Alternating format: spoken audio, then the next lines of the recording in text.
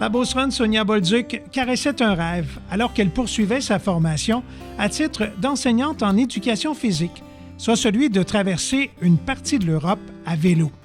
Ce beau et grand rêve semblait destiné à le demeurer jusqu'au jour où un enseignant lui a posé une seule et courte question qui a sur le champ transformé ce qui sillonnait son imagination en un projet concret. Dans le cadre de l'émission « Je l'ai vécu », découvrez comment Sonia Bolduc est passée du rêve à la réalité. Originaire de Saint-Georges, Sonia était une enfant qui adorait le plein air. Enfant, j'étais une jeune fille de la nature. Moi, je vivais pour la nature, j'aimais toujours être dehors, il fallait que ça bouge, j'aimais grimper. Moi, je me sentais chez nous quand j'étais en nature.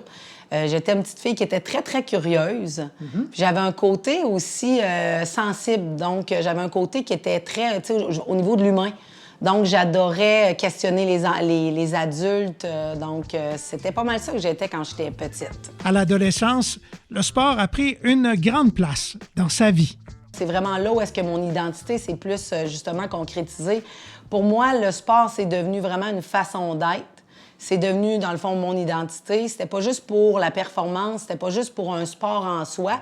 C'était vraiment parce que j'apprenais à me découvrir. Au cours de sa formation, l'un de ses enseignants a réveillé un grand rêve chez la beauceronne. Je suis à l'université, puis on a un cours, c'est développement personnel. Puis c'est M. Gaston Marcotte, qui aujourd'hui est décédé. Puis il nous avait fait faire un tableau de visualisation de qu'est-ce qu'on voulait faire dans l'année pour les prochains 5 ans, puis où est-ce qu'on se voyait dans 10 ans. Puis à côté, il nous avait posé la question, est-ce que vous avez un rêve profond que vous n'avez jamais comme divulgué à personne, mais que vous aimeriez nous partager? Puis moi, à l'intérieur de moi, j'ai toujours eu un rêve qui était comme un petit peu trop, je vais dire plus grand que qu'est-ce que j'aurais pensé que j'aurais été capable de faire. Okay. C'était le rêve de parcourir le tour de l'Europe à vélo. Donc moi, c'était un rêve à ce moment-là, c'était parcourir l'Europe en cyclotourisme.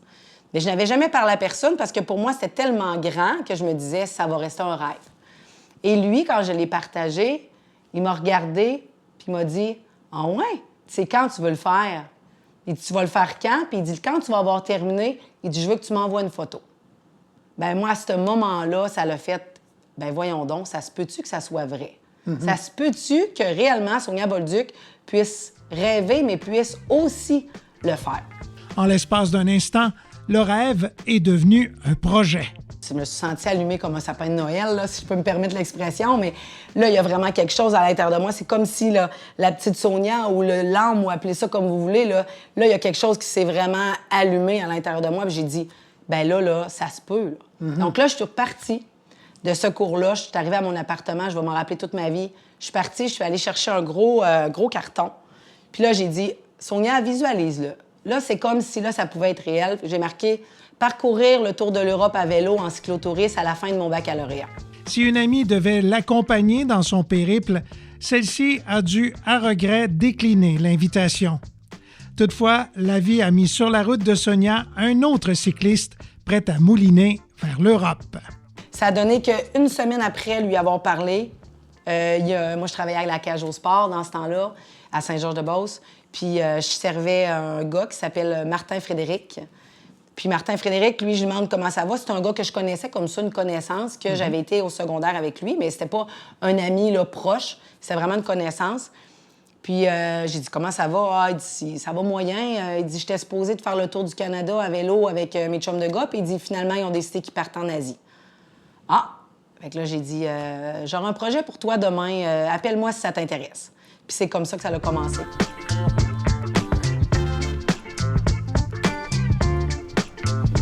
Déjà, le voyage en avion exigeait une bonne préparation pour le duo. Moi, on partait de Montréal pour se rendre justement à Paris, à Charles de Gaulle. Bien, il faut tout défaire le vélo. Donc, on se retrouve avec des méga grosses boîtes, 2 méga grosses boîtes, avec des boîtes encore plus pour nos valises, nos choses comme ça, parce que c'est des valises qui sont accrochées après le vélo. Mais donc, il faut tout installer ça dans des boîtes. Donc, oui, c'est quelque chose. Les deux cyclistes ont d'ailleurs fait preuve de résilience et de débrouillardise à leur arrivée en France. Quand on part en voyage, qu'on fait ce genre de voyage-là, il faut toujours se dire que ça n'arrivera pas toujours comme on a prévu. Hein? Donc, la première péripétie que je peux raconter, c'est que nous, on arrive à Charles de Gaulle, puis on arrive avec nos boîtes. Donc, nos boîtes sont arrivées, au moins tout est arrivé, nos boîtes, tout est là. Donc, on s'est retrouvés dans le taxi avec nos boîtes. Et sur le chemin, on a voulu justement changer la destination, puis il a décidé, lui, que ça faisait pas son affaire, donc il nous a... excusez-moi l'expression, mais il nous a largués sur le bord du chemin. Donc, bienvenue à Paris. On ne sait pas trop où on est, mais on est avec nos boîtes, puis on est pris dans un pays où est-ce qu'on ne sait pas où est-ce qu'on est. Puis finalement, c'est deux personnes de témoins de Jéhovah qui, eux autres, distribuaient leur revue, qui sont venus nous voir. Ils nous ont dit « Vous êtes Québécois, ça s'entend? » Et puis, finalement, ils nous ont offert de venir nous porter à destination. Sortir de Paris en vélo a été une aventure à cette époque où il n'y avait pas de GPS. Sortir de Paris, c'est pas facile. OK. C'est vraiment pas facile parce que nous, dans ce temps-là, ça fait quand même un bon moment, mais on n'avait pas il n'y avait pas d'Internet, on n'avait pas de téléphone cellulaire, on était avec des cartes. Hein? Donc, je remets un peu dans le contexte. Donc, se retrouver dans Paris avec nos grosses cartes pour essayer de trouver. Donc, on a eu beaucoup de difficultés à sortir de Paris. Du moment où on a sorti, quand même, ça s'est quand même bien passé, par exemple. Au cours de ce périple, les deux cyclistes ont traversé 6 pays. Dans le fond, on était en France, on a fait le nord de la France pour ensuite traverser la Belgique, ensuite les Pays-Bas, pour faire l'Allemagne, le Luxembourg, la Suisse et revenir dans le sud de la France. Découvrir du pays à vélo permet de savourer les paysages, mais oblige les cyclistes à composer avec les aléas de la météo. Sonia a vécu un sérieux vent de face en Hollande. Quand on est en voyage, on ne sait pas nécessairement comment on va réagir. Puis ça a été un moment déclencheur. Pourquoi? Parce que moi, ça a donné que dans les 3 premières semaines, la température n'était pas super belle. Il y avait beaucoup de vent. Donc, premièrement, en Hollande, c'est venteux. Il n'y a pas de côte en soi, mais c'est très, très venteux. Puis il mouillait beaucoup. Ça faisait 3-4 jours qu'il mouille. Puis je suis sur mon vélo. Je suis fâchée. Je suis en colère qu'il mouille, ça n'a aucun bon sens. Martin Frédéric essaie de me dire « Voyons donc, Sonia, comment ça? » Et à l'intérieur de moi, là, c'est comme une boule de frustration. Là. Puis là, je me dis à un moment donné, « Hey, là, c'est toujours bien pas vrai que je vais faire mon voyage comme ça, à être fâchée à cause de la température, à essayer justement de tout contrôler, là, c'est pas vrai, là. » Donc, on arrive au camping, il mouille, ça n'a aucun bon sens. Et à un moment donné, tous nos bagages sont mouillés et je vois un espèce de gros méga trou d'eau. Je décide de rentrer dedans, je me roule dans le trou d'eau. Martin Frédéric me dit « Mais qu'est-ce que tu fais là? » Et là, je dis « À partir de maintenant, là, je vais aimer ça. Je vais aimer ça quand il va faire beau, je vais aimer ça quand il fera pas beau, mais là, c'est moi qui ai le contrôle sur la façon que je vais voir. » Donc, toute la perception de « Je vais contrôler moi à l'intérieur de moi, puis le reste, là, j'ai pas de contrôle sur la température, j'ai pas de contrôle comment ça va se passer, sur les blessures, sur peu importe. » Donc, à ce moment-là, ça a été un tournant, puis un tournant de ma vie aussi, de voir de qu'est-ce que je peux contrôler. Parmi les défis relevés par le duo, il y a certainement l'ascension du col du Forclaz, qui culmine à 1526 mètres d'altitude. En fait, les cyclistes qui l'affrontent doivent faire face à un dénivelé de 1026 mètres répartis sur un tronçon de 13 km. Imaginez quand vous devez, en plus, traîner vos bagages sur votre vélo. On réalise que le corps est capable de beaucoup plus que qu'est-ce qu'on croit. Puis quand on a le mental, notre mental est capable de nous aider. Tu sais, au départ, là, je me rappelle que je m'étais dit « Je pourrais jamais monter ce col-là, ça n'a pas de bon sens. » Je le voyais sur les photos, puis je me disais « Mais ça n'a pas de bon sens, on s'en va vraiment faire ça. » Jusqu'au jour où je me suis dit « Sonia, hein, c'est un pas, une pédale à la fois. » Donc, une pédale à la fois, là, à un moment donné, c'est comme, OK, on se rend un petit peu plus loin, on montait. Je vous dirais qu'on n'a pas mis une fois, puis là, tu sais, c'était un défi en soi que Martin et moi, on s'était mis, mais on voulait pas mettre un pied à terre. Okay. C'était comme si on se disait, là, faut monter. Donc, on s'était mis, on s'était mis sa petite gear, puis on roulait, on moulinait vraiment, tu sais, c'était pour dire qu'on n'avait pas de tension du tout. Malgré les journées éreintantes et toute la planification initiale, les deux acolytes ne savaient pas toujours où ils pourraient planter leur tente le soir venu. Bien, c'est arrivé une fois sur la passe Wang, quand on est arrivé en haut, on le savait pas. On savait pas qu'on allait arriver en haut, qu'il allait avoir rien. Donc, on a été obligé de dormir à côté d'une corde de bois. C'était vraiment spécial parce que cette journée-là, il y avait mouillé beaucoup. Donc, toutes nos valises, tout était mouillé. C'était vraiment de la bouette. On a réussi à se tenter à côté de la corde de bois, mais il y avait des racines. C'était vraiment désagréable, mais en même temps, avec une fierté tellement immense de voir qu'on avait réussi à monter ce col-là. C'était assez incroyable comme émotion. Ça fait partie de l'expérience. Je pense qu'on va chercher un côté un peu sauvage, dans le sens où 95 de notre voyage, on le fait comme ça. On l'a fait dans la vallée du Rhin. On a dormi sur le bord, justement, du Rhin, juste vraiment à côté d'une autoroute.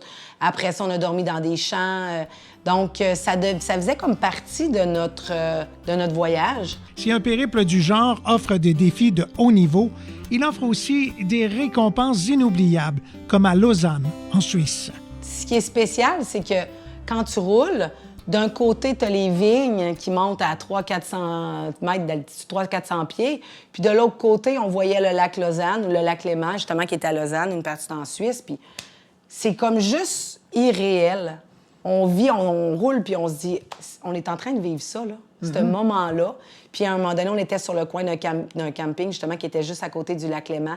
Puis on est allé se baigner à l'intérieur, mais l'eau est à peu près, je ne sais pas, je ne peux pas vous dire, mais c'est de l'eau des glaciers, là. Donc, c'est l'eau vraiment des glaciers, donc c'est hyper froid, mais juste l'émotion de dire, je suis ici dans le moment présent, en train de vivre ça, je vois les vignes, c'est des émotions qui se décrivent pas.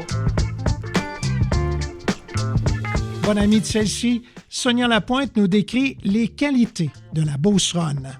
Mais c'est à la fois une petite fille qui se laisse émerveiller par tout ce qui peut être possible d'être émerveillée. Elle a le cœur grand comme ça, les bras ouverts, mais en même temps, elle a une capacité incroyable de s'arrêter durant une tempête pour voir le beau, malgré ce qui peut être mauvais autour. Moi, je dirais que c'est comme ça. Son amie n'a été guère surprise d'apprendre les accomplissements de la Georgienne. Non, ça me surprend pas parce que c'est le genre de personne que la seule chose qui est importante, c'est d'y croire. Puis après ça, je pense que tout peut être possible. Puis elle est enseignante dans la vie. Je pense qu'elle met de la magie, des étincelles. Comme elle dit souvent, elle sème des petites graines dans le cœur des enfants.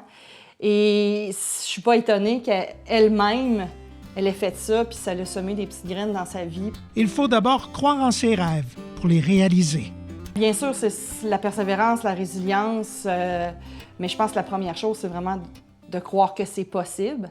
C'est sûr qu'elle a eu des personnes autour, bien, une en particulier, qui a dit à un moment donné de mettre une date à son rêve, mais au-delà de ça, sa capacité de croire que ça se peut, que le comment, on le sait pas, mais l'objectif, on le connaît, donc on va y aller. Un peu comme quand elle a monté l'école, c'était un coup de pédale à la fois, bien, je pense que ça, c'est les plus grandes choses qui l'ont permis de réaliser. De se dire, bien, aujourd'hui, c'est ça. Demain, ça va être d'autres choses. Aujourd'hui, on fait un col, c'est plus difficile. Demain, il va faire beau, ça va être une autre chose. Et d'arriver en haut, même si on est fatigué, même si c'est difficile, d'être capable d'apprécier la vue. Parce que d'apprécier le voyage, pas juste la destination, c'est important aussi. Puis ça, elle a cette capacité-là. Son ami nous dit en quoi ce voyage a sûrement transformé la Beauceronne. Ben moi, je crois que ça l'a transformé à plusieurs niveaux. C'est sûr que de dire, entre guillemets, check, je l'ai faite, c'est toujours un accomplissement, c'est toujours le fun. Puis ça, toute sa vie, elle va l'avoir faite, puis ça va faire partie d'elle. Mais de se dire, si j'ai vécu ça, ça a été difficile, je l'ai faite, ben je vais être capable de vivre d'autres choses. Tu sais, parce qu'un col qu'on monte en vélo, ben c'est un peu comme une situation difficile dans la vie. Puis au lieu d'être un coup de pédale, ben ça peut être un pas, une parole, un geste. Fait que c'est sûr que ça, je pense que ça va l'aider et ça l'a aidé pour toute sa vie. Sonia Bolduc l'avoue, ce voyage a eu un grand impact dans sa vie. Je dirais que ça a changé, je dirais pas tout, mais il y a beaucoup de choses qui ont changé. Premièrement, la capacité à lâcher prise, d'apprendre à se connaître. Donc, c'est un voyage, moi j'appelle ça, je l'ai appelé mon voyage de l'âme. Okay. Parce qu'on croit, tu sais, quand on est dans notre quotidien, on croit qu'on sait des choses, on vit d'une façon, mais quand on est confronté à sortir du pays, vivre des imprévus, Dans le fond, on ne sait pas qu'est-ce qui va se passer. Oui, on a quand même un itinéraire, des choses comme ça, mais on ne sait jamais qu'est-ce qui va arriver. On a l'impression que dans une semaine, on vient de vivre 6 mois, là. Exact. Donc, ça change complètement la façon qu'on se voit, puis qu'on se perçoit, puis qu'on dit « Mon Dieu, finalement, je pensais pas que j'étais comme ça. Je pensais pas que j'étais capable de réagir de cette façon-là, d'être aussi débrouillarde. » Donc, de prendre confiance en soi.